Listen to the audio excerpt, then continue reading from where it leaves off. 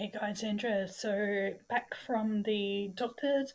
So guys, I had to see an ophthalmologist because I live with a pituitary adenoma. Now I haven't really mentioned that in my About Me videos because until recently it hasn't had a great lot of impact on my life. But it's a prolactinoma. I'll pop it up on the screen what a prolactinoma is. Um, Guys, it affects me in various ways. And basically, in women, it does affect your hormones, so it affects your cycle, affects your periods. So I needed to go and see the ophthalmologist to make sure that it wasn't actually destroying my optic nerves, that basically I could still see, that my vision was okay, that my balance was okay. He's quite happy. He doesn't want to see me unless the doctors need to see me again. And so this has been the end of probably about a 5 year journey of me having marina poisoning to now being able to get back on some other form of birth control to balance out the hormones as well. And so, guys, it's difficult to talk about the intersection of health and disability, and I am really, really dizzy and tired because when I come up to specialist appointments, I really don't sleep well.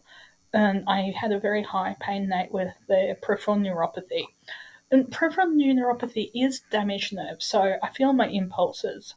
So the best way I've ever heard it described is you've got like a ball ant or fire ant running up and down your legs, biting you, but it's under the skin, so you can never find what it is.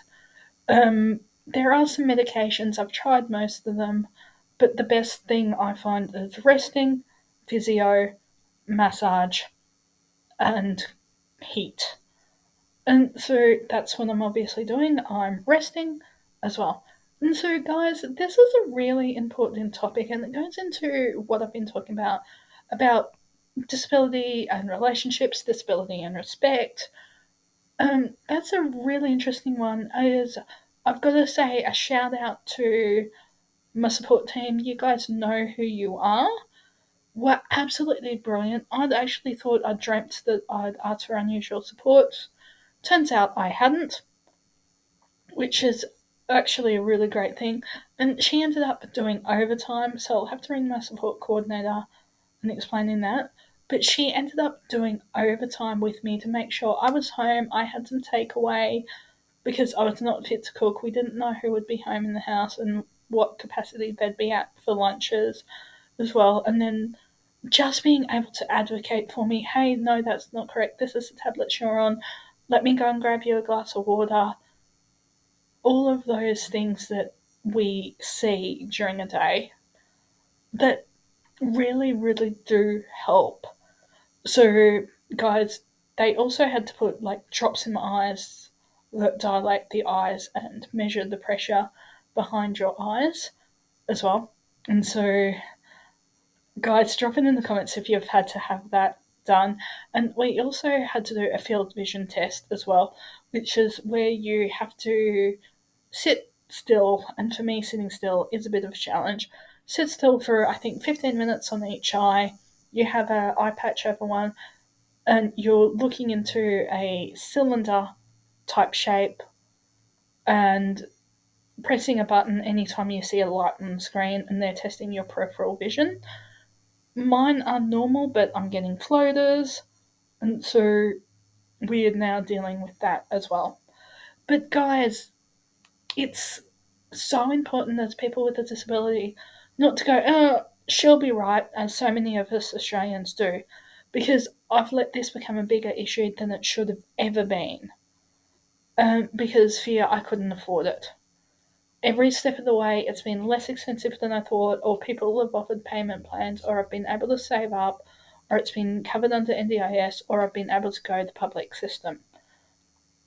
So, guys, please, looking after yourself as a person with a disability is really important. And I've got to say, the doctor allowing the support worker in the room, absolutely amazing. And just their kindness and consideration of the tech and the admin staff.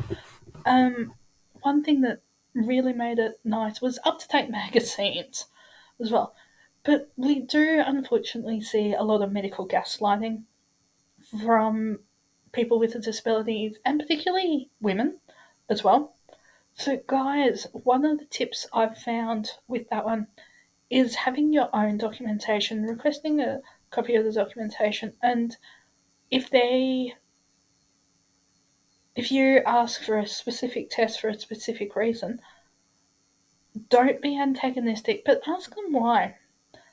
Um, so I've found that, particularly with male doctors, asking them why and sitting down and saying, okay, I want it in my notes that you have denied this test because of, it might be insurance, it might be you don't think it's necessary, X, Y, Z.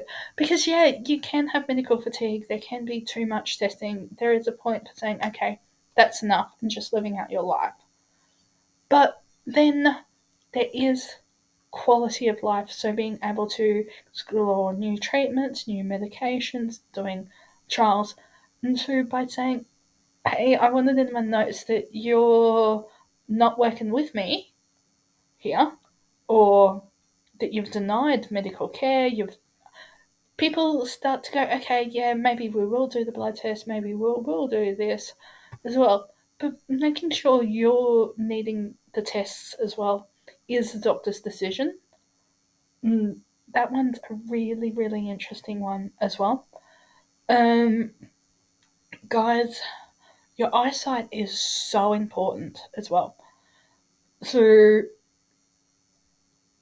guys, let's see how I'm doing. I think that's like, besides the physio and the regular GP visits, I think that's my last specialist visit for the year as well. And like chronic illness, you don't realize until you're in the midst of it how many medical appointments and how much you spend on your health compared to the average person as well. And even with disability, that crossover, and so that's why the NDIS has those health related supports.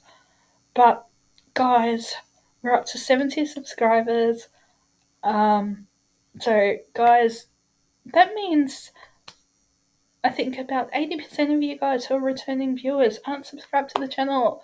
So if you can like, share, subscribe, it really helps me to be seen as well.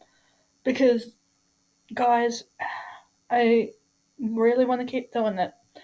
See you guys in the